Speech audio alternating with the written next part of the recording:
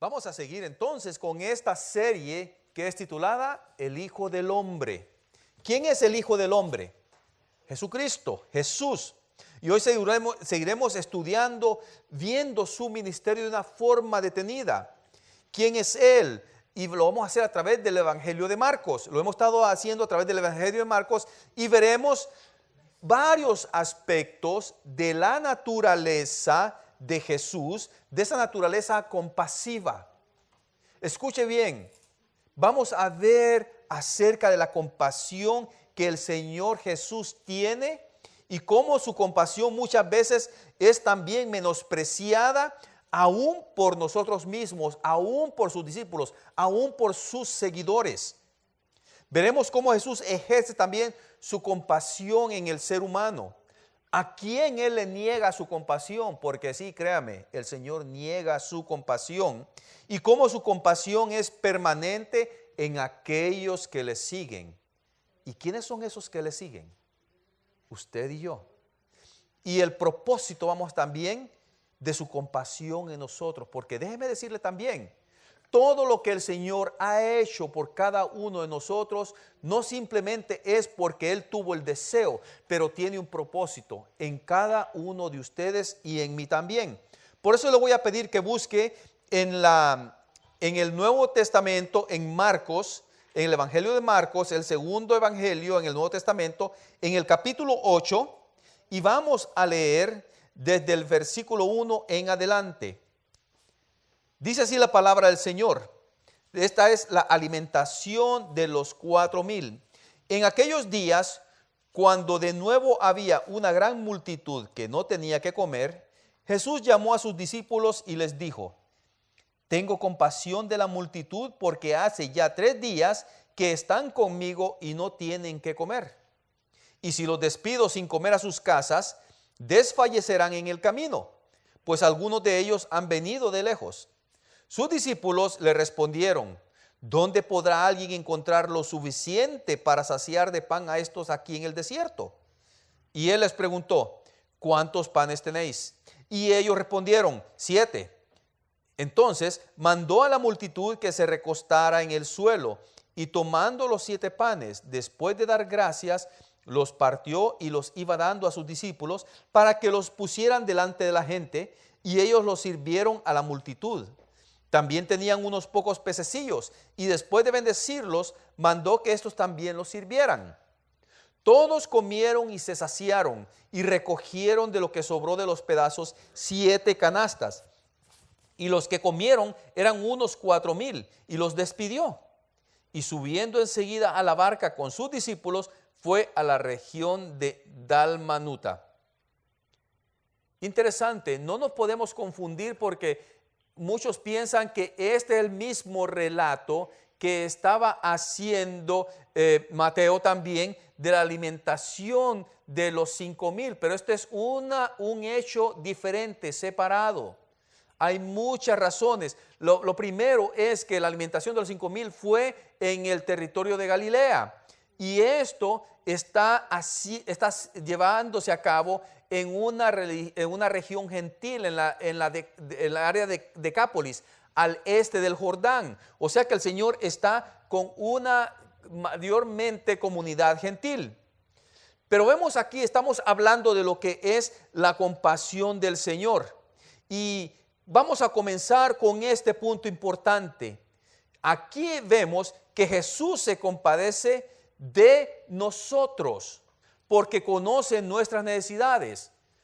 Yo les puse ahí una papel en blanco porque hoy no trabajó la computadora con las notas, así es que hoy va a trabajar, como dicen por ahí, como el old school. You're going to have to make your own notes. Así es que agarre su papel, su lápiz y esté muy atento. El primer punto es: Jesús se compadece de nosotros porque conoce nuestras necesidades. ¿Qué dice el primer versículo? El segundo versículo: tengo compasión de la multitud porque hace ya 3 días que están conmigo y no tienen que comer. En otras palabras, ya toda la multitud tenía hambre. Y dice: si los despido sin comer a sus casas, desfallecerán en el camino, o sea, se van a desmayar. van a caer, no van a llegar. Es posible que mueran estas personas, porque una vez que una persona se desmaya, todos sus signos vitales bajan, decrecen. Y dice, pues algunos de ellos han venido lejos. Como dije anteriormente, esta multitud es de mayoría gentil y tenían ya 3 días de estar con el Señor. Y es muy probable, como les dije, esta región es gentil, es la Decápolis, una zona al este del Jordán, pero también desértica. Porque aquí ya estaban en una área bien apartada. Y es algo interesante, el Señor le gustaba, Él trataba de hacer todas sus reuniones, cuando Él se reunía con sus discípulos, se movía a zonas desérticas. Él no le gustaba estar en medio de la multitud, pero aún así la gente lo seguía. Escuchaban, por allá agarró Jesús la barca, este va a ir al otro lado del mar de Galilea, pues démosle la vuelta y esperémoslo allá. No sé cómo hacía la gente para caminar tan rápido, para llegar al otro lado del mar, pero siempre que el Señor, ya llegando en la barca, ya estaba la gente esperándolo. Posiblemente esta gente había llegado de lejos y para escuchar las enseñanzas del Señor, y posiblemente habían llegado con la idea de estar un día o dos. Sus raciones de comida podían haber sido de 1 o 2 días, y ellos estaban con la gran necesidad de escuchar las enseñanzas de Jesús y también la experiencia de estar de frente al gran maestro de maestros, al rabí de rabíes. Pero es algo interesante ver que ellos estaban tal vez en una disyuntiva. Se les estaban acabando sus provisiones, pero a la vez querían seguir escuchando las enseñanzas del Señor Jesús. Pero el peso de querer escuchar más y más, de alimentarse espiritualmente del Señor, tuvo más peso de lo que podía ser el alimento para ellos.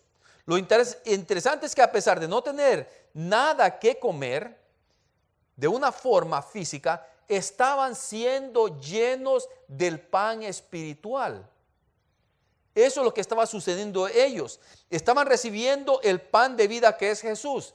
Juan 6:35, que dice con respecto al pan de vida, dice, Jesús les dijo, yo soy el pan de la vida, el que viene a mí no tendrá hambre, y el que cree en mí nunca tendrá sed. Estamos viendo aquí que ellos están siendo alimentados con el pan de vida. Así que aquí se está cumpliendo lo que el Señor está diciendo, que Él es el pan de vida, es el pan que descendió del cielo. Y es donde Él les dice de una forma tan suave, tan sutil, que Él conoce sus necesidades, porque Él también ya las ha experimentado todas. El Señor en este pasaje quiere responder a todas las necesidades de esta multitud, de esta audiencia. Y no solamente los alimenta espiritualmente, sino que también ve su necesidad física, su necesidad fisiológica. Después de todo, Él es el único que conoce las necesidades humanas. ¿Y sabe por qué? Porque Él es Dios, pero también Él es hombre. Él no fue hombre. Él es Dios y es hombre. ¿Saben ustedes que Él ayunó 40 días y 40 noches? Él sabe lo que es tener hambre. Él sabe muy bien eso, y por esa razón, conociendo la necesidad del ser humano, se compadece de él. Es bonito y es algo precioso, porque el Señor Jesús conoce cada necesidad de ustedes. Todas las necesidades que ustedes tienen, que ustedes padecen, el Señor las conoce. No hay una que se le pase por alto. Él tiene cuidado de cada uno de nosotros, porque Él conoce todas nuestras necesidades. Pero su compasión no solo se manifiesta en conocer. Para Él no es suficiente conocer las necesidades del ser humano. También Jesús tiene compasión de nosotros por nuestra poca fe. Escuche bien esto. Él tiene compasión de nosotros porque conoce nuestras necesidades, pero también tiene compasión de nosotros por nuestra incapacidad de tener una fe completa en Él. Fíjense bien esto, cómo le responden los discípulos al Señor. ¿Dónde podrá alguien encontrar lo suficiente para saciar de pan a estos aquí en el desierto? Qué poca fe. Él llama a sus discípulos y les comenta lo que está pensando, lo que va a hacer. y él expresa su compasión por la gente. Pero al igual que en el encuentro con la mujer de flujo de sangre en Marcos 5, los discípulos responden con la misma actitud. Miren lo que dice Marcos 5. Y enseguida Jesús, dándose cuenta de que había salido poder de él, volviéndose entre la gente, dijo: ¿quién ha tocado mi ropa? ¿Y qué dicen los versículos en el versículo 31 de Marcos 5? Y sus discípulos le dijeron: ¿ves que la multitud te oprime y dices, ¿quién me ha tocado? En otras palabras, ¿de qué estás hablando? ¿Qué es eso? ¿Qué es esa pregunta? ¿Ves que todos te aprietan? ¿Quién va a saber quién te tocó? Eso no tiene lógica, esa pregunta. Él recibe una respuesta de parte de sus discípulos que podría en realidad decepcionar a cualquier maestro, porque ya ellos tenían más de un año de estar con el Señor y los discípulos no prestan atención a la situación de la gente en este aspecto. Ellos están metidos en su propio mundo, están absorbidos por ese sentimiento de decir: estamos con el maestro, somos sus discípulos y estamos escuchando una enseñanza. Su enfoque no está en suplir las necesidades de la gente. Ellos están pensando en eso. Por eso es la razón de dice: ¿de dónde vamos a agarrar pan? Estamos en el medio del desierto. ¿De qué estás hablando, Señor? ¿Qué es esa pregunta? Esto no viene al caso. ¿Somos nosotros entonces panaderos o algo así? Esa es la actitud de ellos. Ellos no están ni siquiera enfocados en el hecho de que Jesús está preparando el escenario para ejercer una prueba más de su poder y de su compasión para la gente, y así darles un mensaje no solamente a sus discípulos, sino a nosotros, de que Él es el pan de vida. Todo este pasaje vamos a ver la palabra pan y todos sus componentes de que el Señor está utilizando. Los discípulos no están pensando en suplir necesidades de otros aquí. Se hacen los desentendidos y hasta se portan molestos con el Señor. El cristiano también tiende a actuar de esa forma. El cristiano tiene también muchas veces esa misma actitud. Queremos cumplir con nuestro propósito de nuestro llamado personal y nos desentendemos del propósito de ese llamado. Nos absorbemos mucho en decir: bueno, yo estoy haciendo esto, yo estoy sirviendo en la puerta. ¿Qué tengo yo que ver para ir a recoger, a jalar una silla de aquí para allá, o venir y tratar de hacer algo más? Si faltan sobres en las bancas o esto y lo otro. Yo soy el que estoy recibiendo a las personas, estoy dando un ejemplo. O la persona que dice: bueno, yo estoy cantando aquí, ¿qué tengo que ver con lo demás de evangelismo? Si yo soy el que me dedico a cantar y a alabar al Señor. Esa es la actitud que tenían ellos, por así unos ejemplos. Bueno, nosotros estamos aquí, somos tus discípulos, te seguimos a vos, Señor, pero no vamos a venir a servir a la demás gente. Ellos vinieron por su propio pie. Estoy hablando de algo, de un escenario, y muchas veces pensamos aquí. Hay unos que hasta se sienten molestos cuando tienen que salir de su zona de comodidad para servir. Dicen: yo no estoy para hacer esto. Yo no estoy para sacrificarme por los demás. Esa era la actitud de ellos. Pensamos solamente en nuestras necesidades y aún nos molestamos y nos portamos groseros con el Señor cuando Él hace un llamado para servir, para ver la necesidad de nuestro prójimo, para que nosotros también tengamos compasión por los demás. Pero lo bello también es de que la compasión del Señor no solamente se detiene a conocer nuestra necesidad, a saber, a tener compasión de nosotros porque tenemos poca fe, pero también Jesús muestra su compasión al satisfacer completamente todas nuestras necesidades. Jesús muestra su compasión al satisfacer completamente todas nuestras necesidades. Dice el versículo 8: todos comieron y se saciaron, y recogieron de lo que sobró de los pedazos 7 canastas. Los que comieron eran unos 4,000, y los despidió. Su compasión en nuestras vidas es evidente y lo enseña a través de su poder. Fíjense bien que el Señor nunca deja algo inconcluso en nuestras vidas. Su compasión no es a medias, su compasión es completa. Su amor por nosotros, Él se asegura que nuestras necesidades estén satisfechas completamente y abundantemente, que haya en exceso en nuestras vidas. A pesar de nuestra poca fe, Él no descansa ni se detiene en su obra con nosotros. Y cuando digo no con nosotros, no estoy hablando en sí de todo el ser humano, de todo el mundo que hay. Me estoy refiriendo de todos, que todos sus atributos de su compasión, ya sea su amor, ya sea su misericordia, su gracia, su bondad, su paciencia, se reflejan en aquellos que han depositado su fe y su vida en las manos del Señor Jesucristo. Solo aquellos que han depositado su esperanza, su corazón en las manos del Señor Jesucristo, pueden experimentar la compasión de Él cuando sus necesidades son llenas completamente.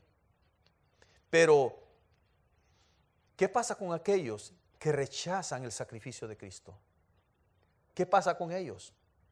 Escuche bien esto.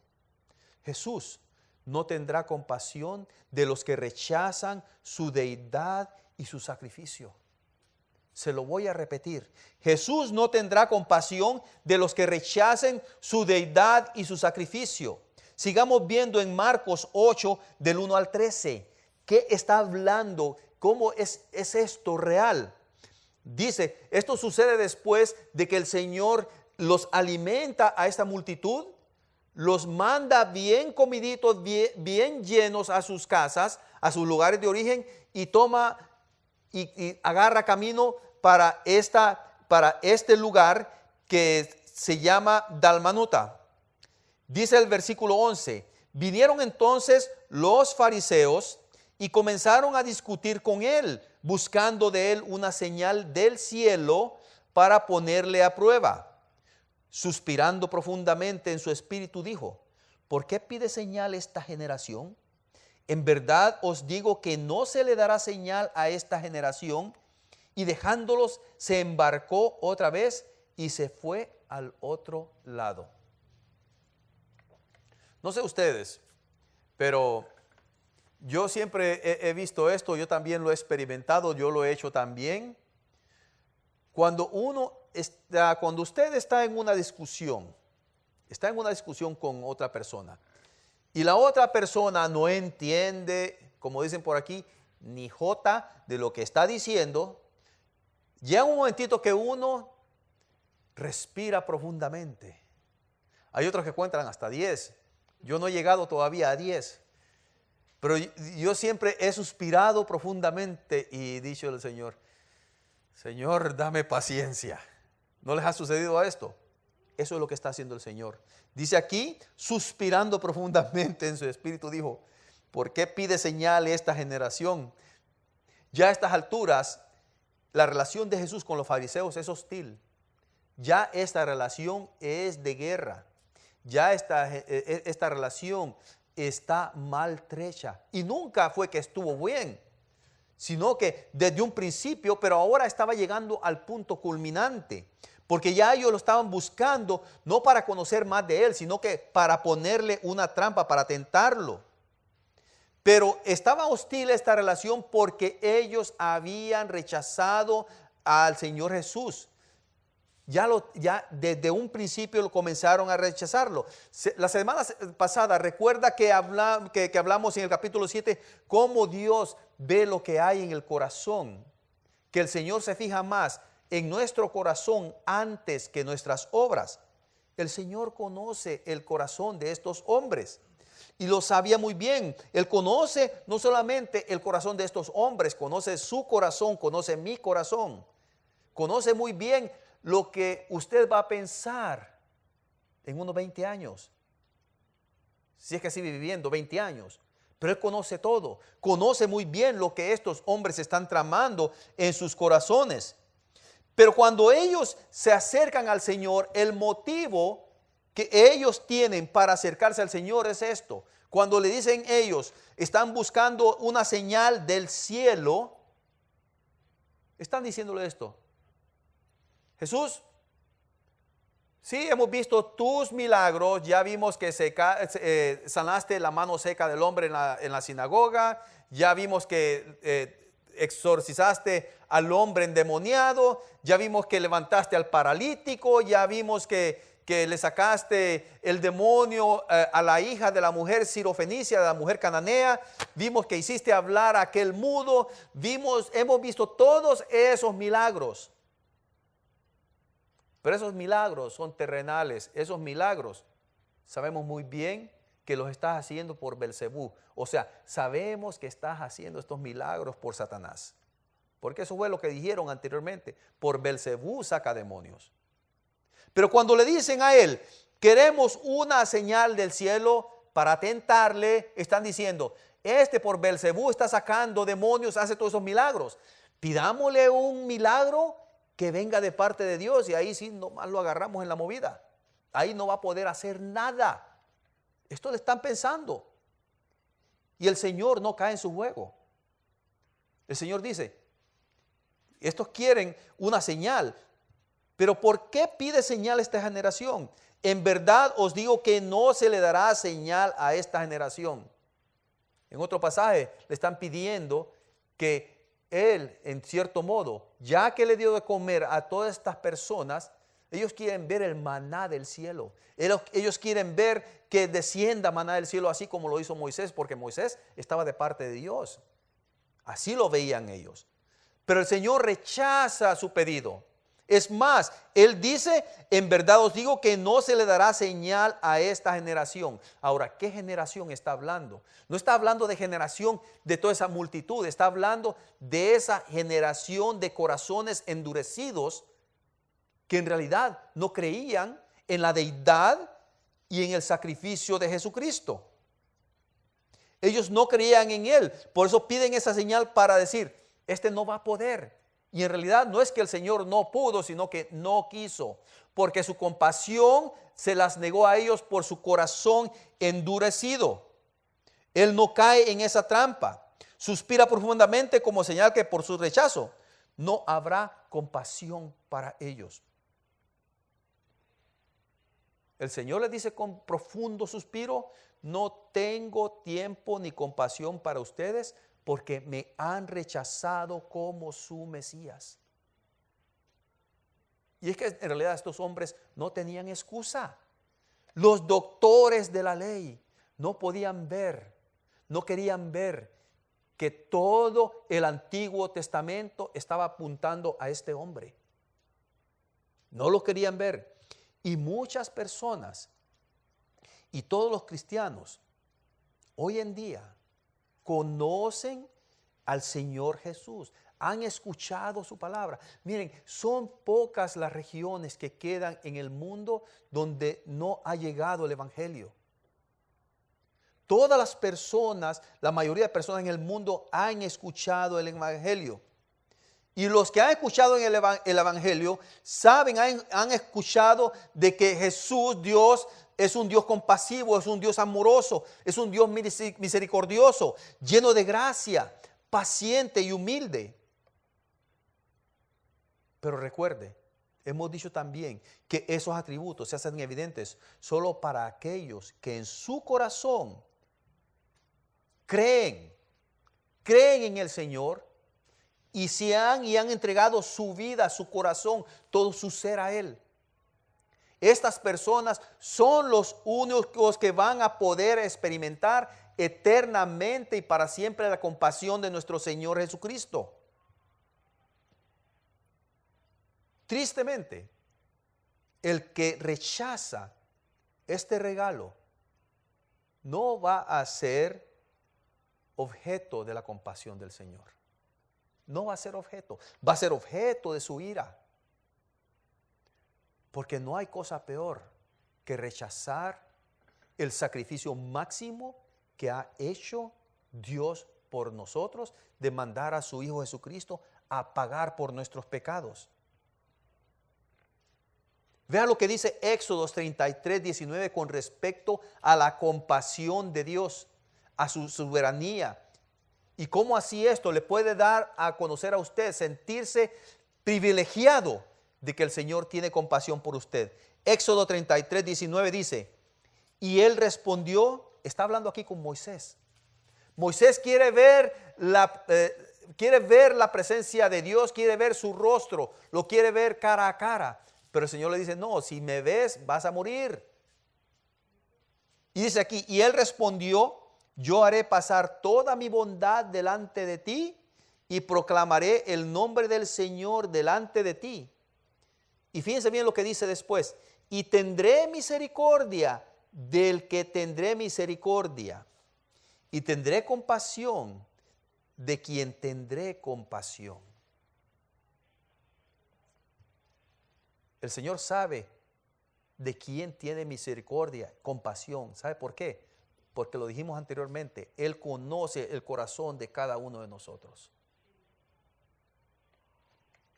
Usted que me escucha, no piense que el Señor tiene compasión por todos. No.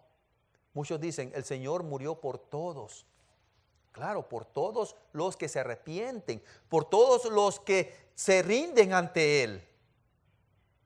Pero aquellas personas que rechazan su llamado, que rechazan su sacrificio, que rechazan su amor, que rechazan su compasión, el Señor no les va a dar compasión. Es un castigo eterno. Pero no es el Señor que se lo está dando. Ellos mismos por su rechazo están recibiendo este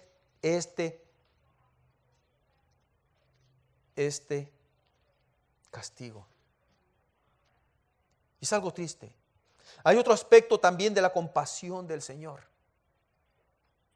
Jesús muestra su compasión constante en nosotros, en cada uno de sus discípulos, en cada uno de sus seguidores, en cada uno de sus hermanos. Sigamos leyendo el versículos 14 en adelante, dice, y se habían olvidado, esto ya después que ellos suben en la barca, después de que el Señor alimenta a los 4,000, ya se enfrenta a los fariseos y ya van en la barca. Dice, y se habían olvidado de tomar panes y no tenían consigo en la barca sino solo un pan. Y él les encargaba diciendo, tened cuidado, guardaos de la levadura de los fariseos y de la levadura de Herodes. Y ellos discutían entre sí que no tenían panes. Dándose cuenta Jesús les dijo, ¿por qué discutís que no tenéis pan? ¿Aún no comprendéis ni entendéis? ¿Tenéis el corazón endurecido? Teniendo ojos no veis y teniendo oídos no oís. ¿No recordáis cuando partí los 5 panes entre los 5,000? ¿Cuántas cestas llenas de pedazos recogisteis? Y ellos le dijeron, 12. Y cuando partí los 7 panes entre los 4,000, ¿cuántas canastas llenas de los pedazos recogisteis? Y ellos le dijeron, 7. Y les dijo, aún no entendéis. Aún no entendéis.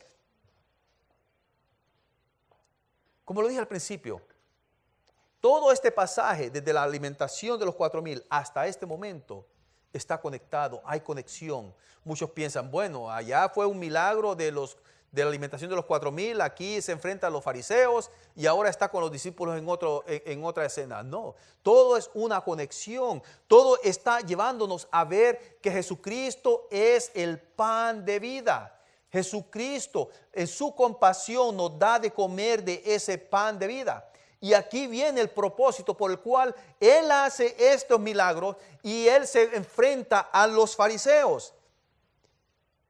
Y aunque les digo, no pueden ver tal vez una conexión, pero esto, Jesús aprovecha, ya en este momento, Jesús está en la barca con sus discípulos. Aprovecha este momento de privacidad con ellos y comienza a decirles esta enseñanza. Tengan cuidado, cuídense. Guárdense de la levadura de los fariseos y de los herodianos o de los seguidores de Herodes. ¿Por qué le está diciendo esto? Porque Él les acaba de dar una enseñanza a través del milagro de los 4,000 y también del rechazo de los fariseos. Pero mientras Él está hablando de esto, los discípulos que están viendo, no hombre, se dan cuenta que solo tienen un pan. Ya me imagino en la discusión que tienen entre uno y otro. Hombre, Pedro, sobraron 7 cestas de pan allá.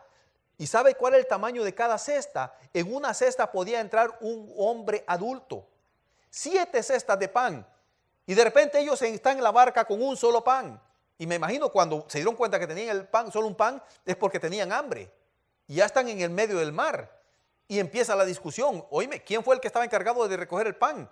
No fue Pedro, fue Jacobo, fue Mateo. No, hombre, ¿qué es eso? Es imposible, no lo puedo creer. Tal vez el Pedro, que era el más, en cierto modo, el líder de los discípulos, empieza a darle una regañada. No puede ser posible, estamos sin pan. Y de repente el Señor les dice, oigan, quiero darles esta enseñanza, cuídense de la levadura de los fariseos.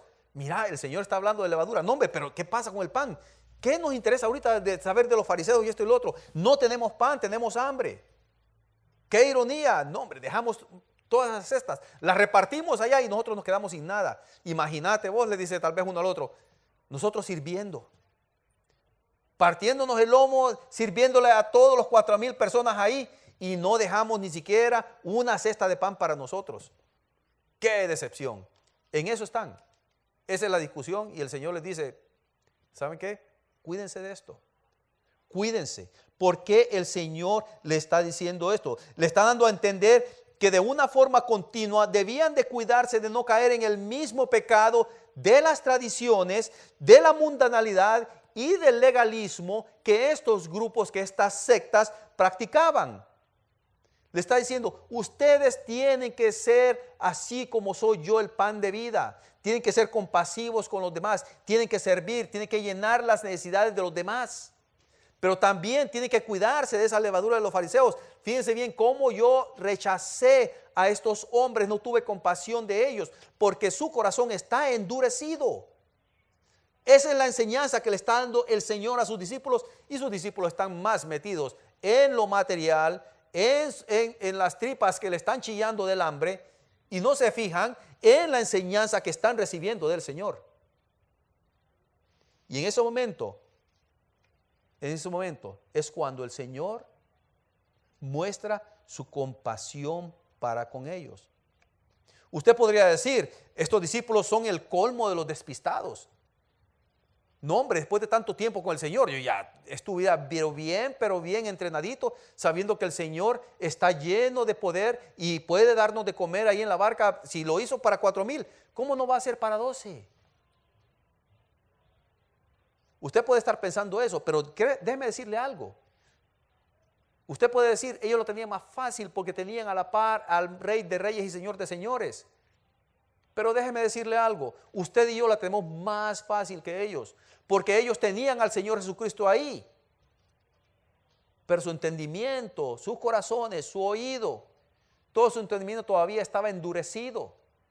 Pero ahora usted, si usted ha recibido salvación, si usted ha aclamado al Señor Jesucristo que sea el dueño de su vida, que dice Efesios 1 del 11 al 13, que usted en ese momento ha sido sellado con el Espíritu Santo de la promesa, el Espíritu Santo llega a morar en usted, ahora usted tiene el Espíritu Santo dentro de usted, no a la par, tiene una ventaja con estos discípulos porque ellos tenían a la par al Señor, pero ahora el Espíritu Santo usted lo tiene adentro y no solamente eso, usted tiene la palabra del Señor en sus manos, usted la tiene más fácil, yo la tengo más fácil que los discípulos,